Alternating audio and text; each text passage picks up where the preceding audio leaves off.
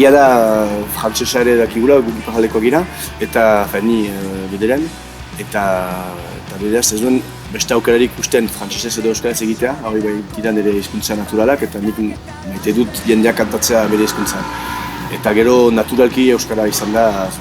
nik konzitatzen baitut hori dela nire hizkuntza lehena,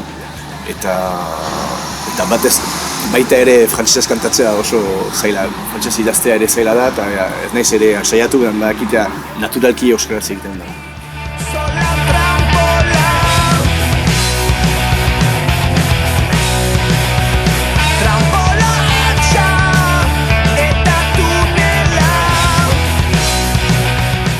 Faktore ezberdinak, alde batetik, badu aspaldi nahi gedola mugitu, baina egia da musika baizik ez dugu egitean,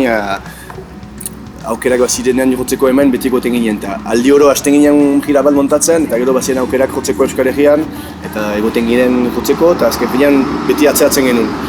Eta hor, izan da proposamen bat Total Hills taldearen bidez, hor dira Dinamarkekoak, eta nahi zuten gurekin egin montatu bira bat, eta hauek etorri ziren handik, Euskal Herrian jo genuen haiekin guk montaturik datak, eta gero hauek montatu zuen gira bat Berlinera baino,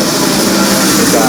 sartu egin Berlinetik, beraz azken finean egitugu 4 edo 5 kontzertu segidan bira hori egiteko, eta hori.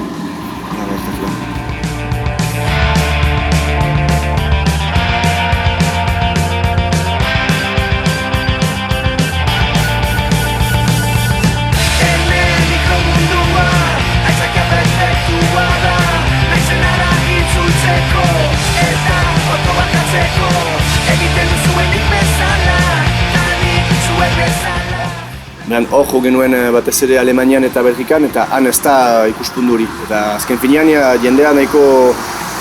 xarma atxematen zion hizkuntzari, eta zer zen hizkuntza hori, ondo ateratzen zela kantatzeko,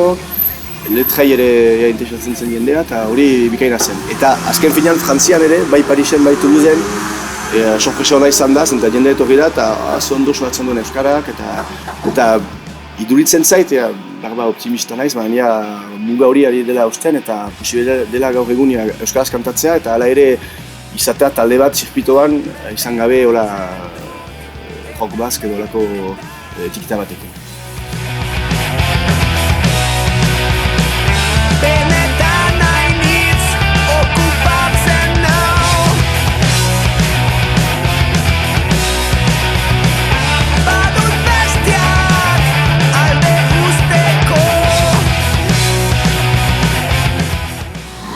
Nik entzuten ditut pila bat nahasketa demoran eta hori amaitu arte, eta gero aterata ez dut zikura entzuten. Oso gutxitan, gero gertatzen zait ikusteko hori edo landu gara bain badugu kantu bat dola aspaldi ez duguna gio edo, baina negia esateko ez dut bat ere. Bai, uste dut dara, azken finean dira pixkat horretzatenak bezala, zerbetzen dira zure buruan ez baituzu ikusten, ez da hori dira pixkat bidaietako argazkiak bezala, zuen galtza dituzu eta azken finean ez dakit, buruan atxik izan duzun irudiak beti dira bidetako argazkiak behin hobeto, eta ustez musikarentzat ere grabatzen duzu, baduzu errotxapen hori, baduzu kantuaren mamia edo ezagutzen duzu, eta azken finean bere maitza hori ez zaizu den beste.